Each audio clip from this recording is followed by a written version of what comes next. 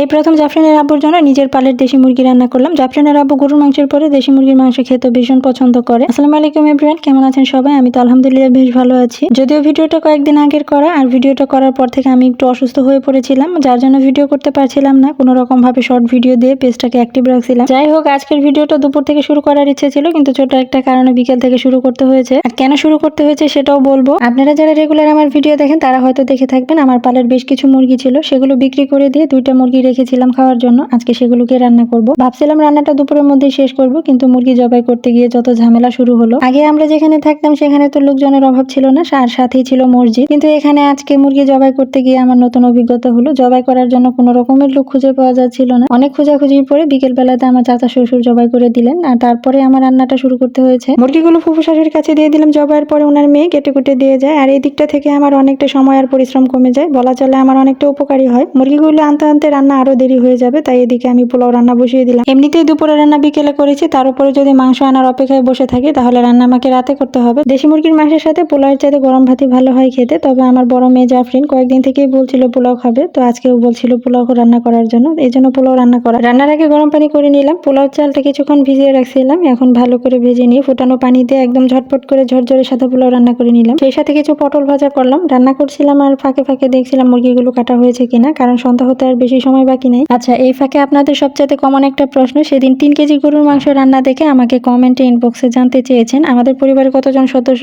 আসলে ছোট থেকে বড় সব মিলিয়ে বর্তমানে আমরা 8 জন সদস্য, আর এই 8 জন সদস্য আমরা একসাথেই খাই। আমার শ্বশুর শাশুড়ি, ননদ, দেবর, আমি, আমার হাজবেন্ড আর আমার 2 মেয়ে। আশা করি এই ব্যাপারটা আপনাদের ক্লিয়ার করতে পেরেছি। পটল ভাজা করতে করতে এদিকে মুরগির মাংস এসে গেছে, আর আমি ধুয়ে পরিষ্কার করে নিয়ে রান্নাটাও বসাই দিলাম। দেশি মুরগির মাংসের সাথে কিছু দেশি আলু দিয়ে দিলাম। মাংস কিছুক্ষণ কষিয়ে আলু দিয়ে আরো কিছু সময় কষিয়ে ঝোলের জন্য পানি দিয়ে দিব। আর এইদিকে দেখেন আমার শ্বশুর বাজার থেকে কতগুলো নদীর 5 মিশালি মাছ পাঠাইছে। রান্না শেষে এগুলোকে কাটতে হবে। রান্না করতে করতে অবশেষে সন্ধ্যায় হয়ে গেল, আর এইদিকে রান্নার ফাঁকে আমি কাপড় চোপড় গুলো ঘরে নিয়ে নিলাম। আমি যেহেতু লাইফস্টাইল ভিডিও বানাই, সেহেতু এখানে প্রতিদিনের রান্না বান্না কাজকর্ম আপনাদের সাথে শেয়ার করি। আর আমি জানি হয়তো অনেকের কাছে ভালো লাগে, আবার অনেকের কাছে ভালো নাও লাগতে পারে। তো আজকে এই ছিল রান্না বান্না। ভিডিও ভালো লাগলে লাইক কমেন্ট শেয়ার করবেন। দেখা হবে পরবর্তী নতুন ভিডিওতে। সে পর্যন্ত ভালো থাকবেন। আল্লাহ হাফেজ।